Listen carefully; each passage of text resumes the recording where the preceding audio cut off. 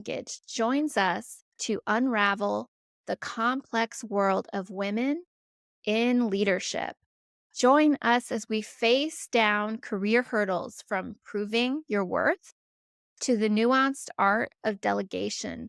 If you're looking to step up your leadership game or find new ways to tackle career challenges with grace, this episode is your guide. Let's dive in.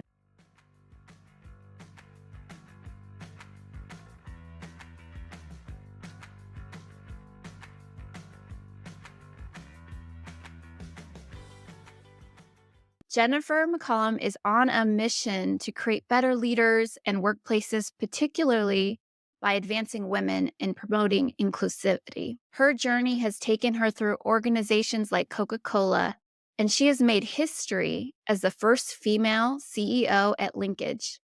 With over 25 years of experience in leadership, she has a unique talent for crafting powerful visions and inspiring teams to turn them into reality.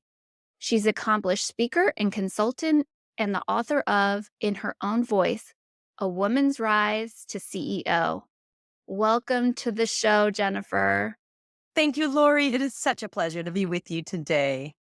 Yes, thank you so much for being here. I'm so excited because I interview so many inspiring women, entrepreneurs, executives, leaders, and experts on a variety of topics. But I love that we can sit down together as you're a current CEO and talk a bit about that and your lessons along the way and some of the barriers that you are seeing right now in the workforce for women and how maybe we can get past some of those barriers. So let's go ahead and get started. I'd love to hear just a bit about your journey.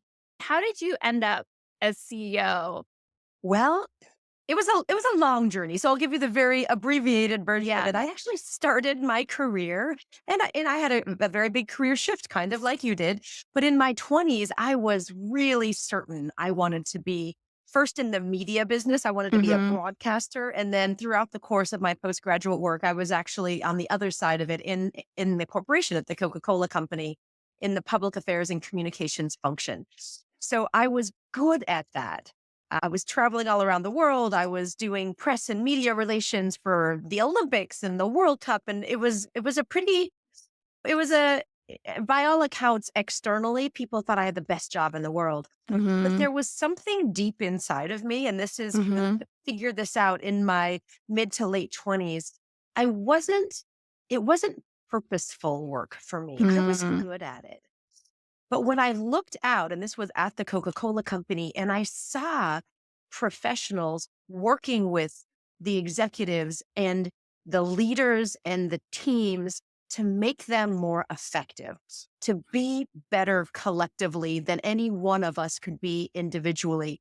I didn't Mm-hmm. even know what it was called at the time. It was the leadership and organizational development work. I was so intrigued by it. So through the course of my 20s and 30s, I shifted my career. Coca-Cola helped me do that to become a leadership consultant. I was an entrepreneur. I had my own consulting firm for 8 years, consulting back to the Coca-Cola company, leadership coaching, team effectiveness, Mm-hmm. organizational vision, and strategy. And I loved it. And then I spent about 15 years working in publicly traded companies, building and running businesses in the leadership space. Mm-hmm. So helping clients all over the world create better leaders. And very slowly over time, I got really clear of what I was good at, what drove my purpose and passion.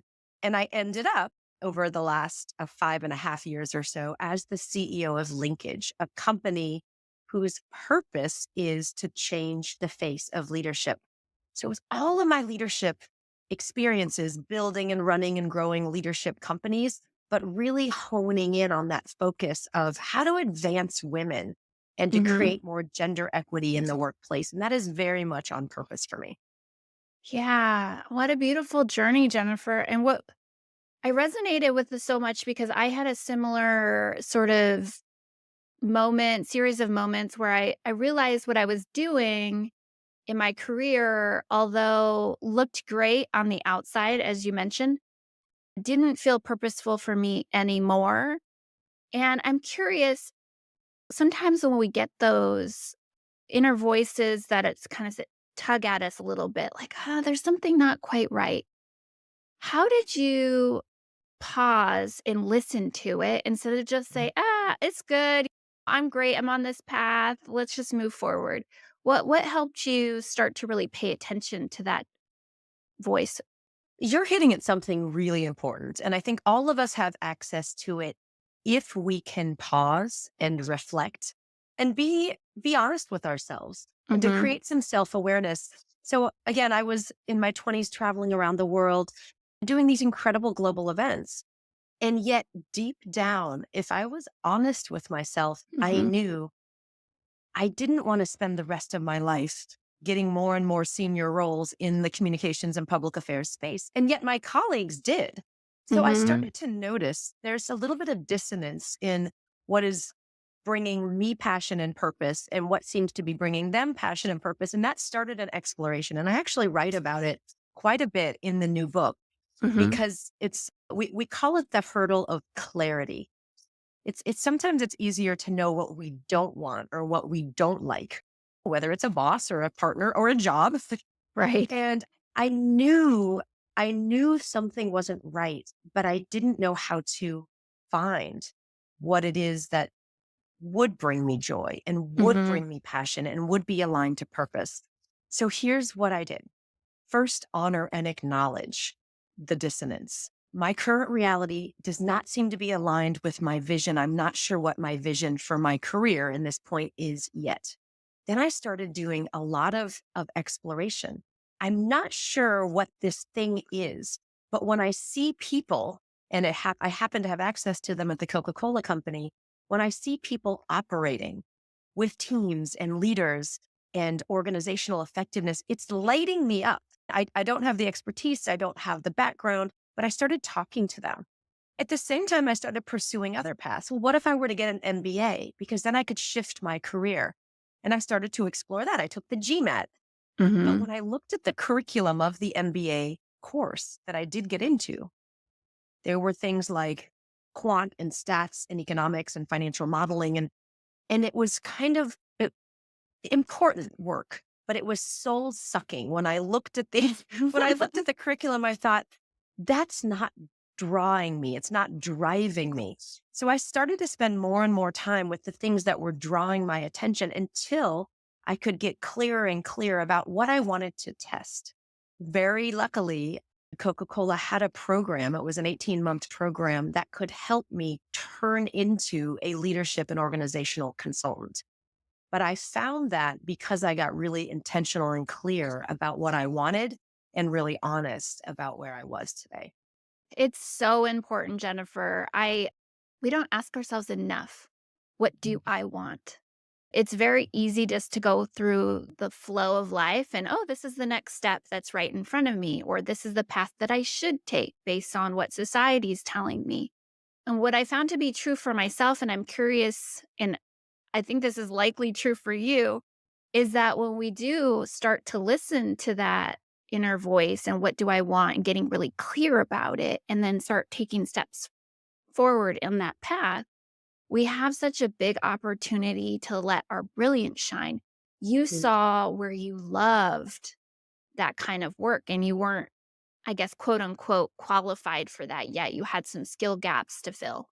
But there was something in you that knew that that's what you wanted to pursue. And now you're here as CEO, the first CEO of this company that you run now, that is focused in this area that back then was just an idea. Well, and I'll even go a step further there. At that time, now remember, this was nearly 30 years ago. Mm. I couldn't conceptualize at that point becoming a CEO of a global leadership development firm. What I could conceive at that time, and this is why it's so important that clarity and finding clarity and evolving vision is an iterative process, right? And so it's actually something I do very, very regularly with a group of people that can support me and we support each other in finding that clarity. So back then, it was my clarity was around, I want to move into this type of work and I want to do it while at the Coca-Cola company. So that was what I did over the first couple years. Then they they it's a long story, but they decided to outsource all of the people who had this capability. They didn't want to hold the cost Mm-hmm. inside the organization. So then I had to get clarity all over again. And I kind of raised my hand and I said, if I start, this is kind of like you, if I start my own business Mm-hmm. doing this work, could Coca-Cola be my first client? And Lori, this is when I had tiny kids. They were 1 and 2. Yeah. And I knew at that point I was more clear. I wanted flexibility. So I wanted to do the work that was important to me, but I didn't want to work 5 days a week and travel all around the world. I wanted to have more control over my time. So I got clarity about what it would look like to be an independent consultant. Then I got clarity 8 years later that I had 3 kids at this point. I actually wanted to be part of building something bigger. So then I moved back into the publicly traded corporate world to build teams and organizations in the leadership space. So clarity emerged in stages as Mm. my life changed throughout my what I call current reality, like children being a massive change in current reality, right? Yes. Yes. Such an important point, Jennifer, because I think sometimes we get bogged down by these big ideas. Like, I would love to be CEO. I would love, like, what's that aspirational goal for you? And we don't allow ourselves to just peek into that first step. What does that first next role look like?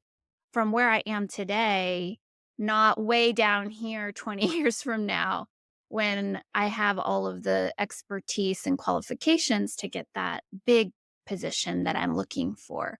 So I appreciate you sharing that with us. One of the questions that popped up for me while you were talking is to aspire to get in to go through the process to eventually get to where you are today, I can imagine that your inner critic came into play somewhere in there in stages and phases of life. How do you advise others to tackle their inner critic when it comes up? Well, I love that you raised the inner critic. It's actually one of the first chapters of the book because it is what we at Linkage call the foundational or the uber hurdle that, look, we all face it across the spectrum of gender, also across generation and across no matter what form, gender, race, ethnicity, disability, we all face it. Though the inner critic of a woman is louder and Mm, it can prevent us from taking action. And that's why we call it the Uber hurdle. It's one of the first things we address. And it's just for your listeners, it's mhm, that voice in our head. It's that voice of judgment. mhm, And that voice of judgment can paralyze us. It can sound like, I'm not worth it. I'm not good enough. I'm not ready. I shouldn't ask that question, ask for that raise, take that job. So mhm, that voice of inner critic is with all of us our entire lives. The trick is becoming aware of it, mhm. pausing, reflecting, and I'm going to give you a couple real examples. And then finding compassion for Yeah. yourself if your inner critic is pointed at you or others, because it can also be the voice of judgment toward others. Okay. So you asked a really important question. What do we do to, we never silence the inner critic. What do we do to quiet or calm the inner critic?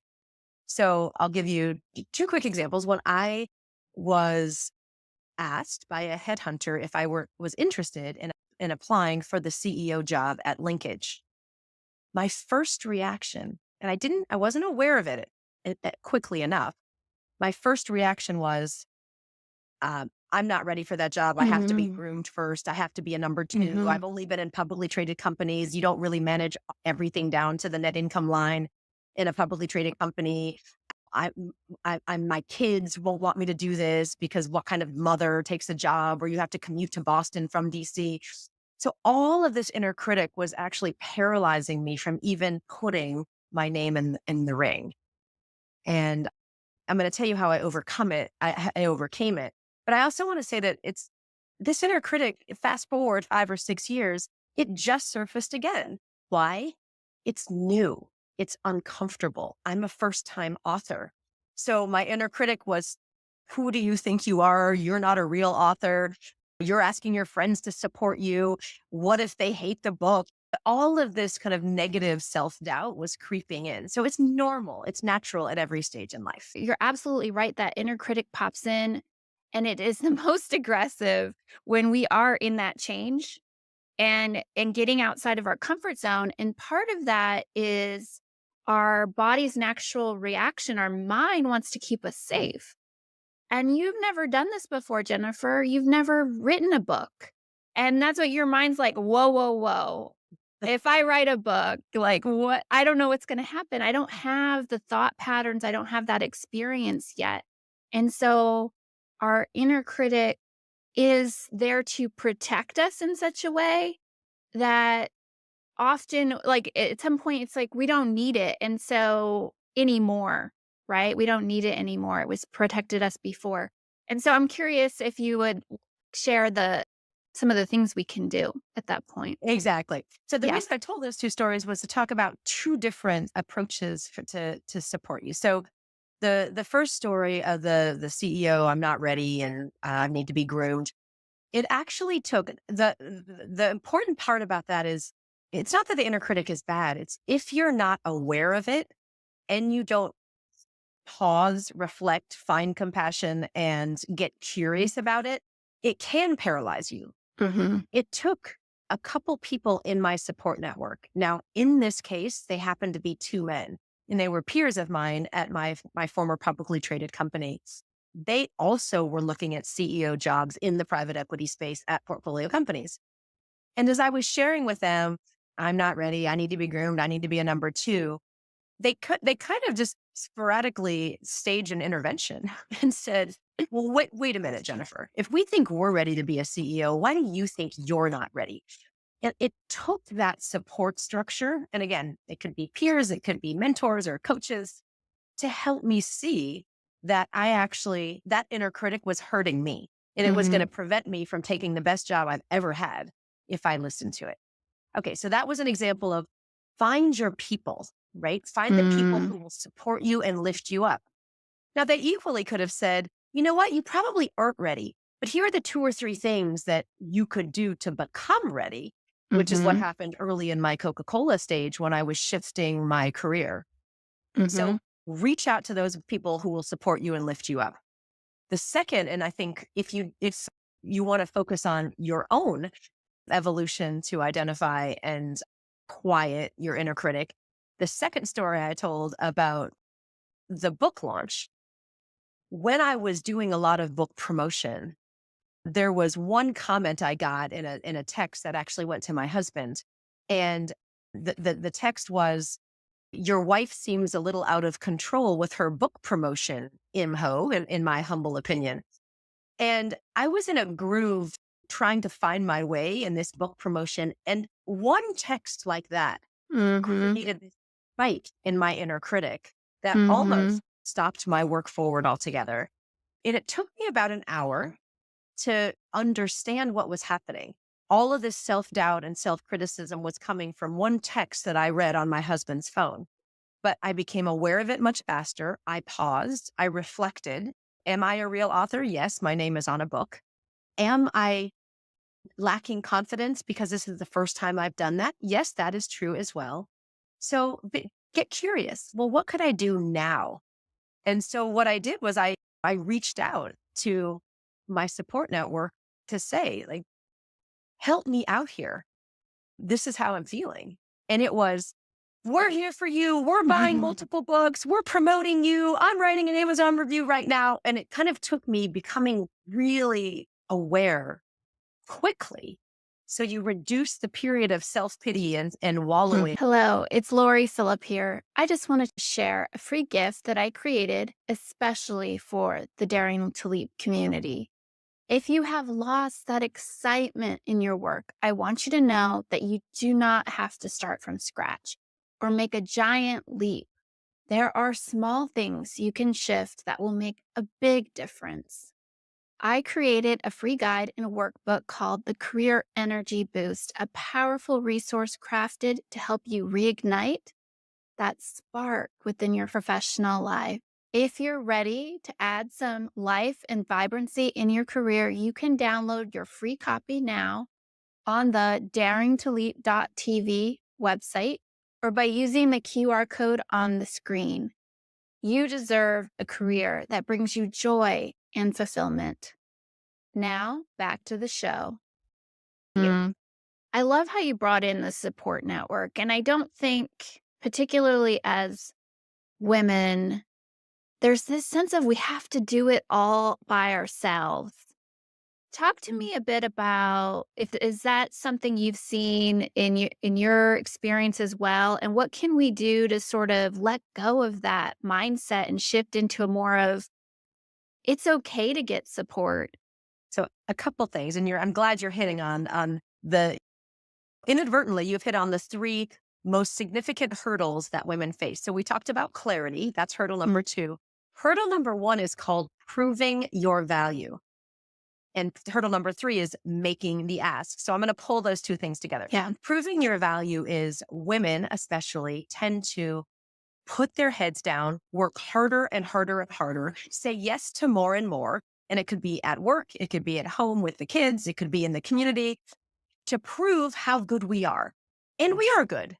But the faulty premise is that if I keep doing and doing and doing, and by the way, we have a perfectionist trap, which Yeah. sometimes sounds like, and if I do it myself, it's just better. And regardless of whether that's true, it leads to burnout. It leads to this false premise that somebody's going to notice and give me something: money, promotion, accolades, respect. And that's a faulty premise because most of the time people won't notice. So, what women need to do instead of doing more and more and saying yes to more and more is to get really clear about what we want. That goes back to the clarity, and Hmm. really selectively say yes to those things that will drive our passion and purpose, and to delegate more and to let go and to inspire others to help. And in Hmm. some cases, inspiring others means they'll do it differently. But in many cases, they'll even do it better if we let go and let them do that. And again, this is equally for spouses as it is for peers and direct reports at the office. Now, so that's the proving your value piece.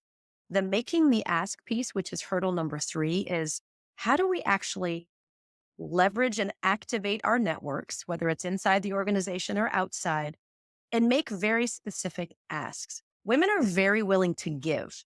So I say we're great at activating, we're great at giving to the network. We're less good at activating the network and asking for what it is that we want. Hmm. So let me just pause there and see if you have any other follow up or questions. No, this is great. These are the things that I really wanted to talk about. And so before we jump into activating the network, I'm curious a bit about this. I can sense even for myself, there is a resistance to delegating, saying no, prioritizing, because I think we all believe it to be a good idea. But in actual implementation in practice, and it's likely a skill, so you have to sort of train that muscle. What is your advice for somebody's like, okay, I want to do this, but I can't seem to let go? Yeah. And look, since the focus of this podcast is for aspiring women in the professional corporate world, I will tell you, you cannot get to a senior level of leadership without mastering the science and the art of letting go, of Mm, delegating, of inspiring others, of seeking support. So if in your mind you hear yourself saying, oh, for gosh sakes, it's just so much easier just to get it done and do it myself as opposed to teaching or telling or begging someone else to do it. I'll just do it myself.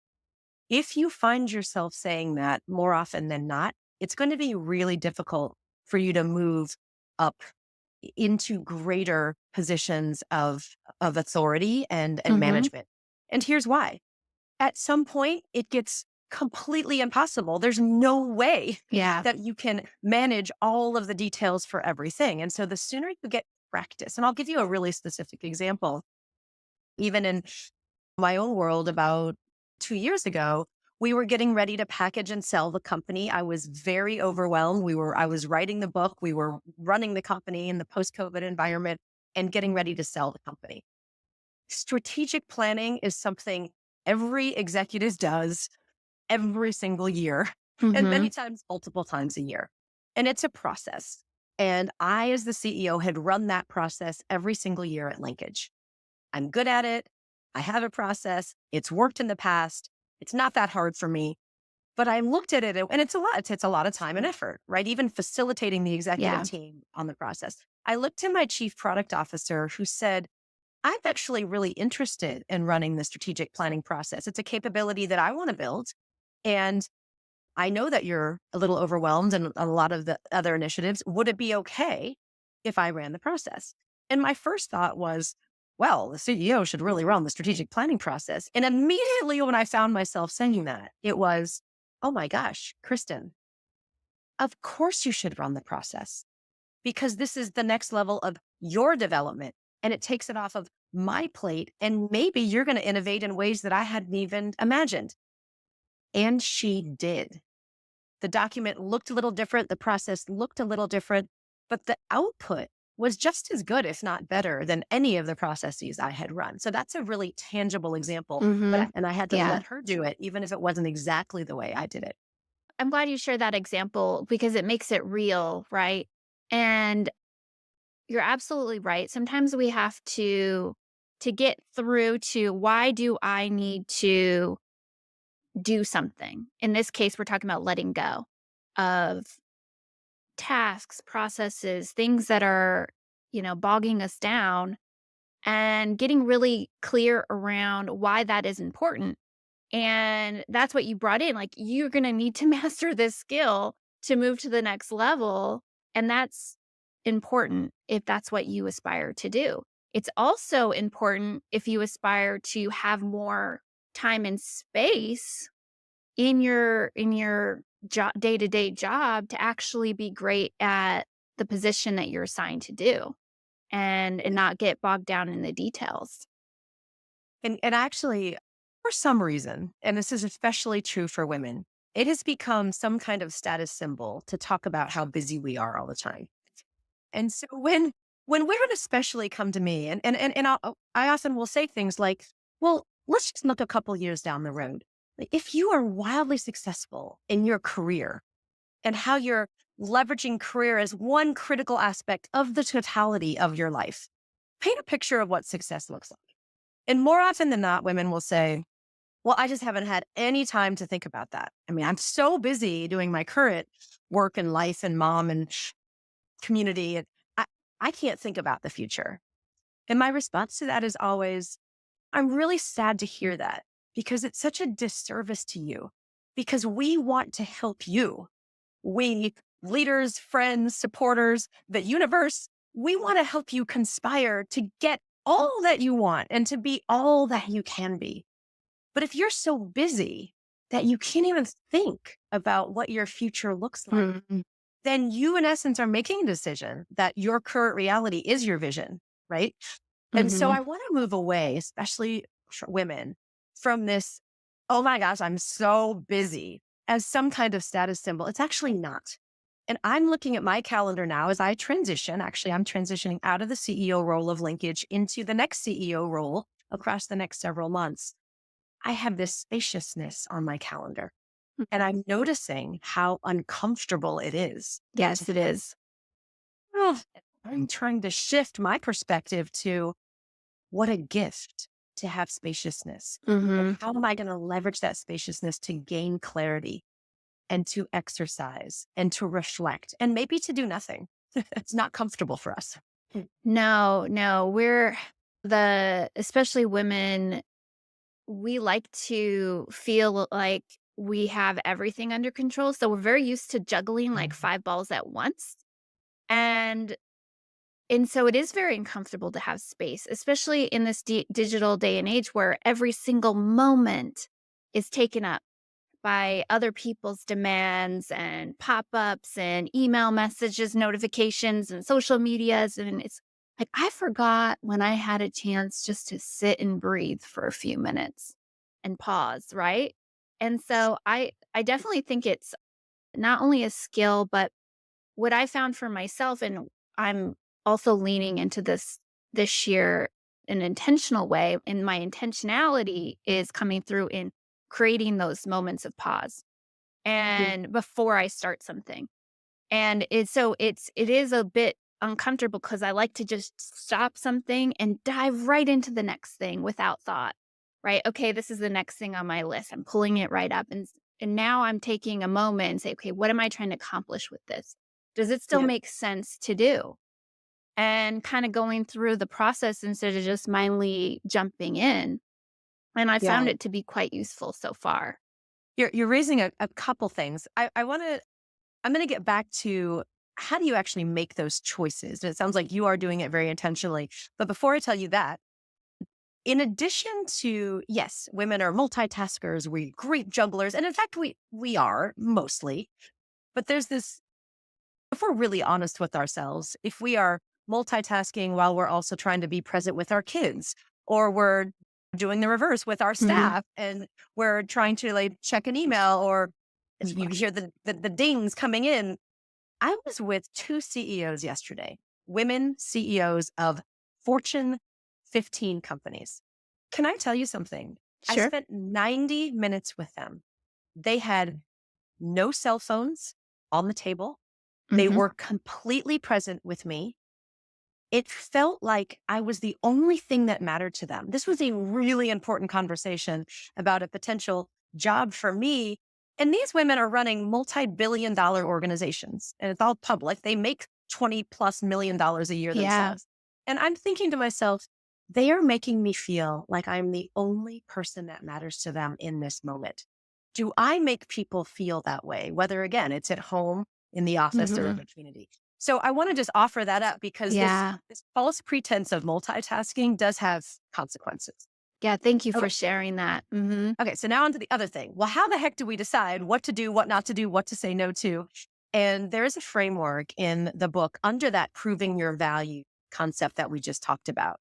And I think, again, there's this false notion that, well, everything we do is so important. What could I possibly let go of?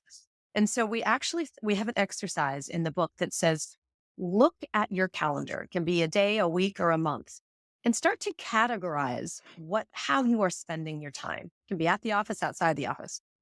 And there are four categories, and it's actually not rocket science. There are some things that you can easily consult or advise on, but you don't have to do. And so Mhm. for me, an example of that was the strategic planning process. It wasn't that I wasn't part of it. It's just I wasn't running it day to day across the Mhm. course of them, actually like a 6-month process. The second thing is, what do you actually let go of altogether? And so I realized, like a very specific example, we have a massive Women in Leadership Institute. Thousands of women come, really like top name speakers come. And I had been involved in the selection of the speakers and the selection of the award winners. And what I realized is my team was so good at that me showing up at those meetings was just extraneous. They didn't really need me. So I pulled myself out of those meetings. If you need me, let me know, but I don't need to be in these meetings anymore. I just let it go. The third thing is, yeah, you got to do it, but you don't have to use a lot of mental power to do it. So for me, it's staff one-on-ones and performance reviews and expense reports, but all those things are really important, but I don't have to do them at 120%. It's not hard for Yeah. me to show up to a one-on-one. I don't need a ton of prep. Then there's the last category. And that's the one where I want to spend most of my time. And those are the things that I uniquely have to do because nobody else can do them. And Mhm. there's a small list. Authoring the book Yeah. became a critical priority. Selling the company. These are things that I cannot delegate. I cannot let go of. Yeah. But they were, so I had 4 post-it notes above my desk the entire year last year. I actually do it every year. And I'm getting clarity on it for this year. If it didn't align to one of those 4 things, I had to question, why am I doing it? So it Mhm. was just a real visible. All right. So I'm rambling now. I'm going to stop. No, no, that's really great. I mean, at some point, hearing the practical tools can be so useful for somebody's like that wants to do it but doesn't know exactly how to execute it. So I appreciate that, Jennifer. And I want to jump back to our earlier conversation where we were about to talk about how we can tap into our network. And we talked briefly about how typically women aren't super great at actually tapping into their network and going out and getting the support that they need. Can you tell us a bit about how we can start to get better at that? Yeah. And look, networking has changed a lot across the course of my career. So for women of your generation, you're welcome. Because it used to be like networking was this big scary thing where you'd have to show up at these really awkward events. I mean, maybe they were on the golf course or in bars, but oftentimes they were in big conference rooms. And look, Mhm. all that stuff still exists. But more and more, especially in this LinkedIn and the digital era, and COVID actually helped this a lot. Yeah. It's women are actually exceptional at building relationships, making introductions, receiving introductions, spending time with new people. So that's not the issue. And I call that curating a network. The issue is in activating the network. So when I'm clear about what I want, and I'll use another very specific example from my own career right now, getting on a private and a public board at this stage in my career is really important to me. So Mhm. starting a couple years ago, I started to look at inside my organization, outside my organization, with my board of directors. I just started having conversations. So how might I go about getting on a private and public board? What's the process? Who's really good at it? How do I Mhm. network into it? And so I started activating my network to help me achieve that goal. So I think for women, it's based on what I want. That's that clarity piece. Who inside the organization or outside the organization? And in the book, we've got an exercise that categorizes network in a number of different areas. Is it a career focused? Is it part of your strategic network? Is it is it personal? So think about everyone in your network and then ask the question, what do I need? Not what can I offer? That's Mhm. really important. Reciprocity in a network. But let me tell you something, that's not where women have a problem. Women give and give and give. I Mhm. want the selfish focus of, but what can I receive? So when I ask women to go tap their network and make an ask, they often say, I can't ask for that. They're too busy. It's too Yeah. self-serving. And then I flip it and say, oh, that's interesting. Well, if they ask you to do that or to make a connection or ask for the business, would you do it for them? Oh, absolutely. We have no trouble giving. We have a lot more trouble asking. It's so true, Jennifer. I had all those thoughts too with my network. Like they're busy, even to reach out. And it's like we we often self-select out of so much because we make assumptions on other people or circumstances that aren't true. And that stop us in our tracks from getting to where we want to be. And so I appreciate that. This idea of it's okay to be a little bit quote unquote selfish. Absolutely. And women are kind of they're stuck with what we call internal bias. We've Mhm. got these biases that we're holding, beliefs we hold about ourselves that may not be serving us. So for me, it was I can't be a good mom and be a CEO, or it's I can't make the ask of a CEO like the former CEO like Alan Mulally, and you and I just talked about that, the former Mhm. CEO of Boeing, which is Yeah. your alma mater. I had an internal bias of I can't possibly make an ask of someone as important as Alan Mulally because he's too busy. And if you catch yourself, it's kind of like that inner critic. If you can catch yourself in the what is preventing me from taking action, is it an internal bias? Is it a belief that I'm holding that may not be serving me? So when I finally did make the ask to Alan Mulally, who, by the way, has mentored me for 4 years as I've been the CEO of Linkage in helping instill the management processes and systems that he used at Boeing and Ford. Now, Linkage is much smaller than Boeing or Ford, but Alan took the time to Mhm. mentor me through the process he used. Why? Because he believed in me, but because I took the risk and made the ask. He didn't even know who I was when I approached him at a conference and asked him if he would be willing to guide me through the processes he used at Boeing and Ford. Wow, what a story. I can't even imagine getting into the headspace of making an ask like that. And you know what? It's a success story because he said yes. And I think what happens a lot of the time is we assume a no and then we don't even try. But there's if we do try, there's always a possibility of a yes. And so we're just I opening love up. that you said that. It is 100% true that if you don't make the ask, you will not get what you want. And I'd actually like to challenge a little bit. You said it was a success story because he said yes. I would Oh. actually say it would have been a success story even if he had said no. And why is that? Because the more you gain practice and Mhm. courage at making Mhm. the ask, the better you get.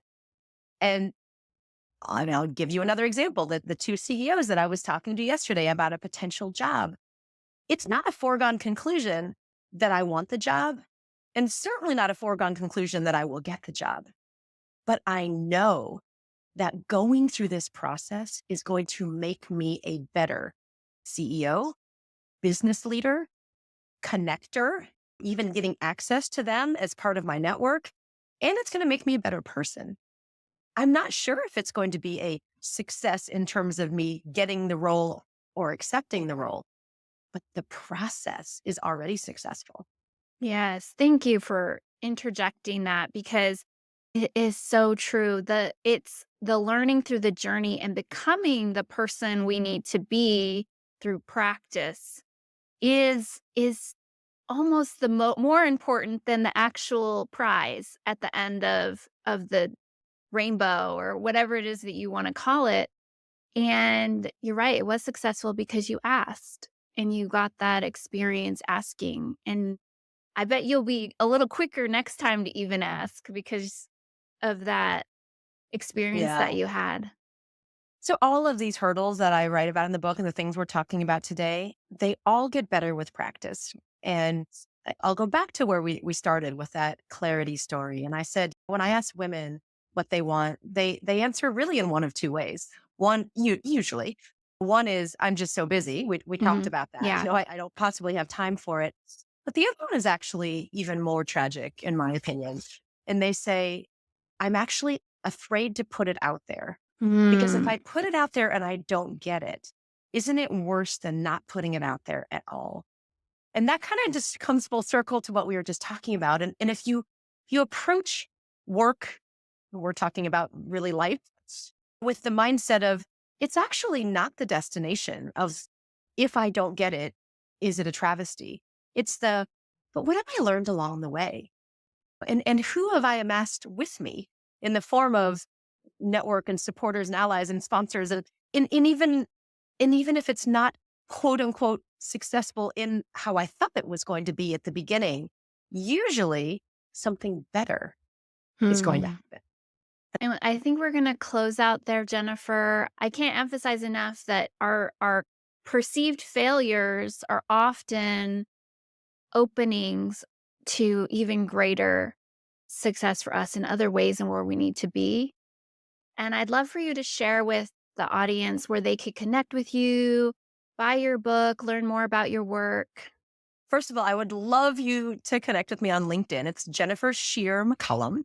And I am really good if you connect with me and we can talk back and forth on LinkedIn chat.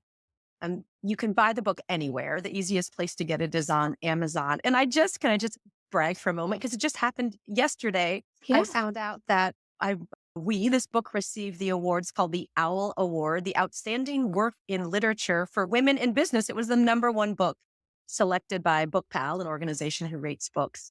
Yesterday, I just learned that. Congratulations, Jennifer. That is so Thank you. great. That is so great.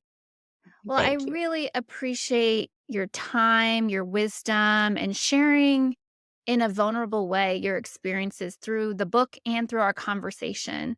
I appreciate this so much. Thank you. Thank you, Lori. This is very much on purpose, on mission for me. So thank you for the work you're doing in the world. Hello, it's Loree Philip here. I just wanted to share a free gift that I created especially for the Daring to Leap community. If you have lost that excitement in your work, I want you to know that you do not have to start from scratch or make a giant leap. There are small things you can shift that will make a big difference. I created a free guide and a workbook called the Career Energy Boost, a powerful resource crafted to help you reignite that spark within your professional life. If you're ready to add some life and vibrancy in your career, you can download your free copy now on the daringtoleap.tv website or by using the QR code on the screen. You deserve a career that brings you joy and fulfillment. Now, back to the show.